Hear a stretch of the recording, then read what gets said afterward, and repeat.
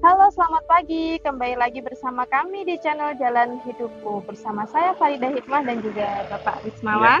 Dan ada Bu Indri juga. Ada Bu Indri dari Mebel Mubarak ya, ada. Ya. Jadi yang selama ini Mebel Mubarak ini tetap konsisten untuk mensupport menjadi donatur tetap kegiatan Jumat Berbagi pada setiap Jumat ya, yang selalu kita lakukan. Nah, sekarang kita berada di Desa Mejobo. Di Desa Diwarno ya.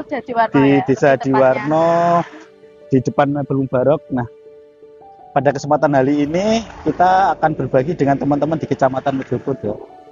Targetnya berapa? Targetnya rencana hari ini ada 3 tempat. Nah, terus ada ke tempatnya Mas Gianto, Adik Eko, dan yang satu di Mejobo dah.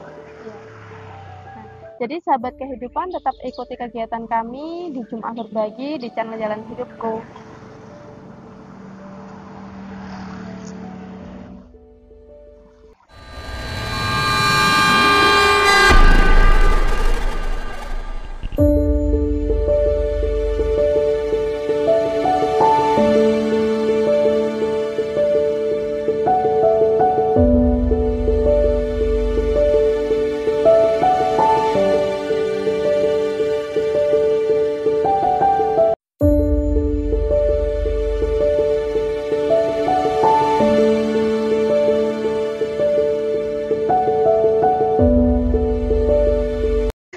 Baik sahabat kehidupan, sekarang kami sudah berada di rumahnya Mas Gianto di daerah atau mana, Pak? Biasa dipanggil Mas Cokri dah. Oh, Mas Cokri. Ini di daerah Kesambi, Jembatan 6 di Jembatan Surukun. Jadi Mas Cokri ini ceritanya dulunya normal dah. Iya. Dulunya normal, tapi umur sekitar 20-an tahun itu tiba-tiba mengalami penyakit aneh. Lumpuh ya, Pak ya. Jadi lumpuh total dan sampai sekarang di tempat tidur terus terbaring tak berdaya ya. Coba nanti kita tanya-tanya ya. Dan Mas Cokri ini mengalami halusinasi juga ya. Jadi nanti teman-teman mohon maaf kalau mungkin ngomongnya agak ngelantur atau gimana, karena termasuk apa sih, gangguan mental juga bisa berhalusinasi. Nah gitu, dan tetap ikuti kegiatan kami dah. Kita langsung masuk ya. Yuk Mbak Indi.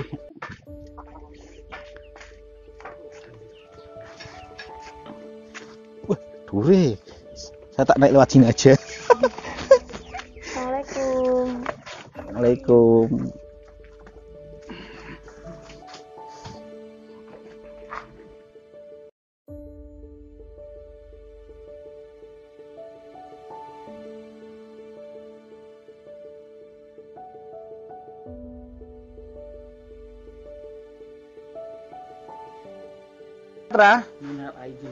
Oh iya, masih lebaran deh. Minal aidin wal faizin.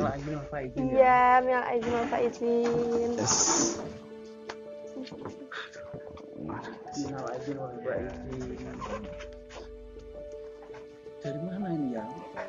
Ijeling aku apa ora? Nah iya. Taruh situ damai ada yang tak gini aja ya. Iya. Mas Okri. Kok kan extend wae. Heeh, nek mic nang kene ya? Iya. Kabarnya gimana hari ini? Kabarnya alhamdulillah lemes. Lemes kenapa lemes? Lemes tapi rohaninya tidak lemes. Oh iya. Kamu Dari Universitas UNES. UNES. Universitas Semarang. Enggak, pengen nilai Mas Cokri. Kabarnya gimana? Kabarnya seperti ini aku. Sehat Ra? Tambah lemu kita awakmu. Aku itu seperti ini, ya Ra. Tapi saya alhamdulillah masih produktif. Iya, produktif. Dalam hal apa? Dalam hal menulis. Bisa menulis syair.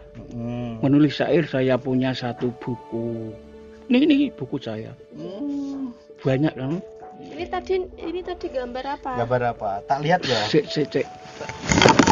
Ini yang atas.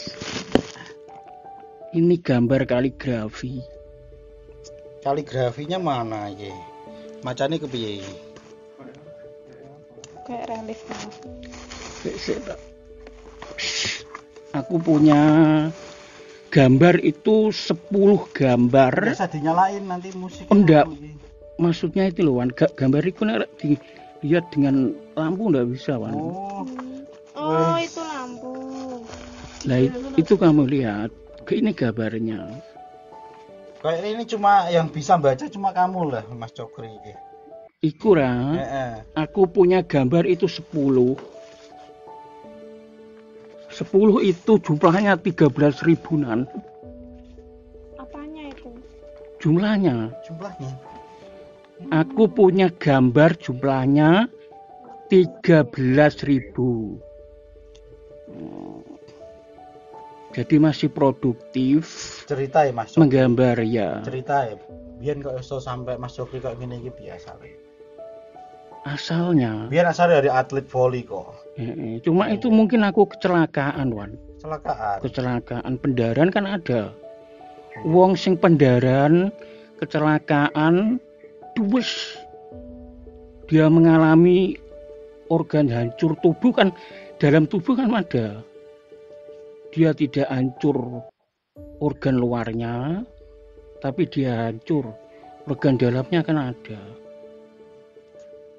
Mas Cokri ngene iki bosen apa ora ning kamar terus niki? Ya nek orang otak normal, ya tetap bosen Rawan. Tapi apa boleh buat? Misalnya Rawan, saya ke rumah sakit, misalnya itu ya. Ya.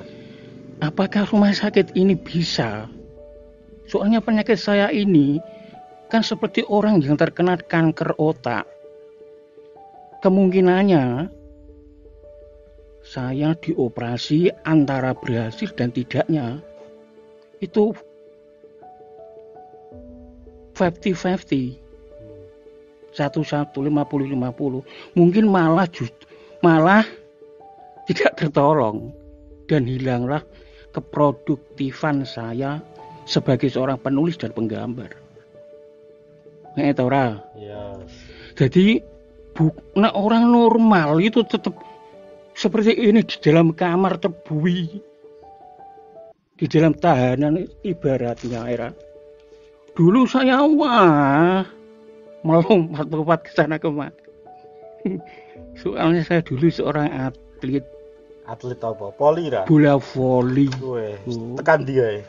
Loh, atlet saya itu kan kelasnya kelas kabupaten. Wah, mantap. Jadi orang sekabupaten yo ayo mulane ngerti. Berobat tah bendang mari. Ya. Lah ya wis tak kandhani mang kowe.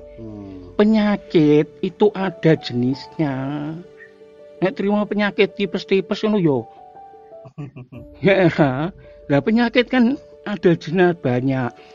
Apakah penyakit ini bisa disembuhkan atau tidak? Presentasinya itu berapa kesembuhannya? Tidak tertolongnya itu berapa? Lah saya itu, dengarkan saya ya, saya itu punya rumus-rumus perusahaan. Lebih dari 15 perusahaan.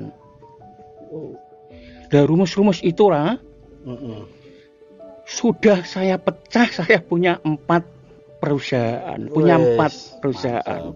Mantap ra? Mantap. Perusahaan-perusahaan itu bukan perusahaan-perusahaan dalam negeri, bukan perusahaan-perusahaan domestik, tapi perusahaan-perusahaan kelasnya internasional. Soalnya apa? Aku punya gambar itu 10 jenis gambar, jumlahnya kurang lebih 13.000 gambar. Ini termasuk misalnya saya sehat, saya berani adu di Guinness Book. Wes. Lu berani ra? Guinness Book itu misalnya ada siapa yang terhebat, itu saya berani maju. Istilahnya saya berani perang pasar. Yes, wes mantap. Sing penting angger Mas Cokri iki sing sehat ben iso gawe buku-bukune, iso nggih rumus-rumus. Iki aku sudah punya syair 1 buku. Ndi le tak delok. Wah, ngaran ungkra-ungkrawan. Ungkra-ungkra ning ngisor. Semuanya iki tombok iki syair ngisor pisan iki rumus. Atasnya ini perusahaan-perusahaan yang sudah saya pecah. Terus syair, terus gambar saya ini. Semua ini banyaknya. Yeah. Jadi bukan pembohong. Semua ini ada tulisannya, ada ilmiahnya. Walaupun saya ada sekolah loh. Iya, mantap. Sekolah teknik dulu saya. Sekolah teknik tidak lulus, tapi saya punya pemikiran bahwa orang hidup itu belajar. Orang hidup itu harus mengerti. Orang hidup itu harus bermanfaat bagi orang lain. Oh, bagus, seperti slogan kita.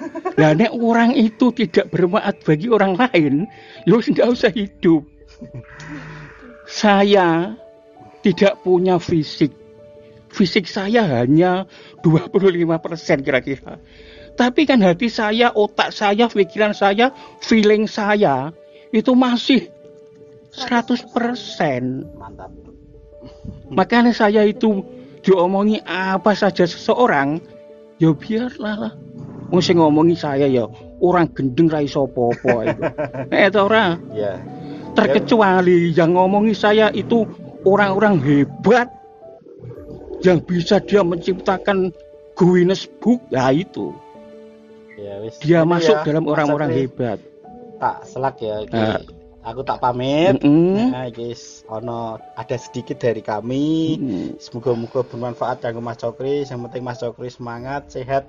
Ngono ya. Ya, terima kasih semuanya ya. Moga-moga terima kasih semuanya, terima kasih. Kita semua sehat, ben saged silaturahmi mriki mana. Ya.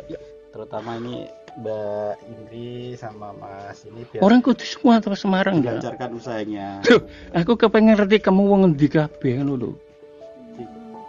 Nanti coba diserahkan Mbak. Gitu ya Mas Cokri ya, tak pamit ya. Nggih. Sibuk Mbak Ayu kuwi langsung kene lho wis wan. Nah gitu teman-teman, sahabat baik, sahabat kehidupan, sampai di ujung silaturahmi. Nah seperti ini kondisinya Mas Cokri, biarpun dengan kondisinya seperti ini produktif ya, menghasilkan apa yang terbaik. Ukiran dan pesan tadi dari Mas Cokri itu kalau jadi manusia itu harus bermanfaat untuk manusia lainnya. Jika tidak bermanfaat tidak usah hidup. Nah itu kata-kata bagus dari Mas Cokri dan boleh menjadi pengingat atau motivasi untuk kita semuanya. Dan tetap ikuti kegiatan kami di channel Jalan Hidup. Dadah Mas Cokri. Thank you.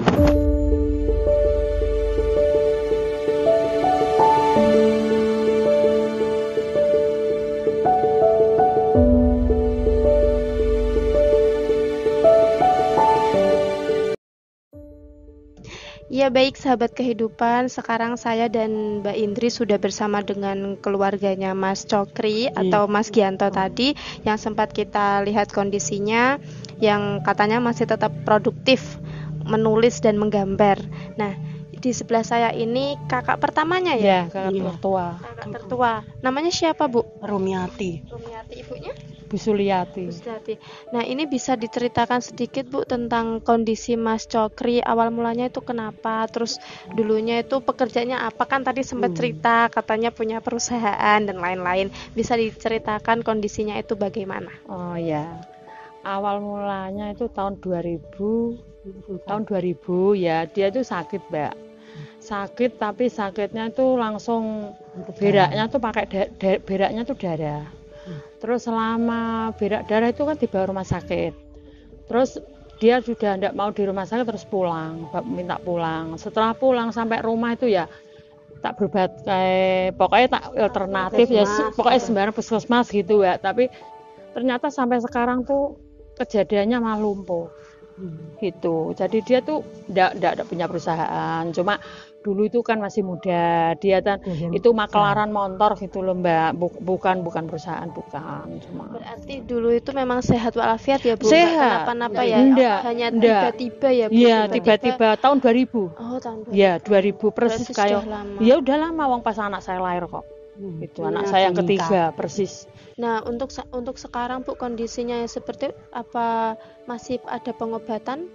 Kalau pengobatan itu dianya tuh sudah nggak mau Mbak. Cuman dia itu cuma minta dorongan dari keluarga tok. Dia ndak mau. Ya yang Konsumsi obat-obat nopo? ndak mau, sudah ndak mau. Kalau masalah obat ndak mau dia. Pokoknya dia ndak konsumsi obat, ndak mau. Cuman dia tuh katanya sehat, cuman aku nggak bisa berdiri gitu. Udah Mbak ndak usah berobat no saya, ndak usah caranya alternatif saya buat makan saya aja. Jadi kalau yang ngasih makan kalau pagi Mbak kalau sore saya gitu. Soalnya kakak saya yang di Tenggalas itu stroke juga kan kasihan Mbak. Jadi ya cuman kita berdua. Kita berdua yang ngasih makan. Ya mana ya Nah, minum. Mas Cokri selama itu itu. sebelum sakit itu sudah berkeluarga atau belum? Belum. Belum. Berarti Cuman memang masih muda ya? Muda Bu, ya. Kalau dulu itu mau sakit tuh dia bilang sama saya katanya seneng orang gitu. Cuman kan aku bilang gini, iya siapa? Bilang gitu Mbak. Terus dia langsung jatuh sakit. Untungnya belum punya keluarga gitu. Kalau sudah keluarga kan kasihan. Masih aktif belum punya keluarga. Masih tidak ada tanggungan sama sekali sama keluarga. Enggak. Nah, untuk kondisi kesehatannya sendiri selama ini gimana Bu? Mungkin ada sakit, mungkin demam atau apa? Enggak. Pernah. Dia nggak pernah mengeluh, nggak pernah. Cuman kadang pusing. Gitu tok. Pusing. Kalau saya suruh berdiri katanya nggak kuat. Muter-muter. Semuanya ini muter-muter katanya. Cuman dia tiduran terus. Nah, waktu berobat di rumah sakit itu diagnosa dari dokter apa, Bu? Komplikasi obat. Komplikasi penyakit. Oh, komplikasi penyakit, ya. Nah, berarti ada penyakit dalam yang menyebabkan berak berdarah itu ya, Bu? Tapi enggak tuh katanya. Di rongsen enggak ada apa-apa. Tapi enggak ada apa-apa katanya Bu di rongsen. Memang harus ini loh. Enggak. Kalau kita ini sakit paru-paru. Oh, jantung. Enggak ada. Diagnosanya enggak ada. Enggak ada. Cuman kan waktu saya bawa rumah sakit tuh baru belum parah, Mbak. Masih bisa ngomong, jalan gitu. Begitu berak langsung 2 hari tak bawa rumah sakit umum. Di situ dia bilang aku enggak apa-apa kok Mbak, bawa pulang aja. Ternyata dokternya juga bilang enggak ada penyakit. Iya. Cuma komplikasi penyakit gitu untuk toh. itu Bu, kedepannya kita berharap Mas Cokri bisa sehat kembali ya. Iya. Nah, begitu sahabat kehidupan, keluarga berharap Mas Cokri bisa sehat kembali, bisa beraktivitas kembali, dan kami juga mohon doanya kepada teman-teman atau sahabat kehidupan ikut mendoakan supaya keluarganya juga diberi kesehatan, kelancaran rezeki, agar bisa merawat Mas Cokri dengan baik dan Mas Cokri bisa sehat dan pulih kembali. Nah, mungkin begitu ya Mbak Indri ya, sudah cukup dari kami. Semoga pesan-pesan yang ingin kami sampaikan tersampaikan kepada sahabat kehidupan, dan terima kasih kepada semua tim yang sudah mensupport kegiatan Jumat Berbagi, khususnya dari Mobil Mubarok yang sudah memberikan donaturnya atau donatur yang lain sudah mensupport kegiatan ini. Kami ucapkan terima kasih, semoga ini semua bermanfaat untuk kita semua. Cukup sekian dari kami, tetap ikuti kegiatan kami di channel Jalan Hidupku.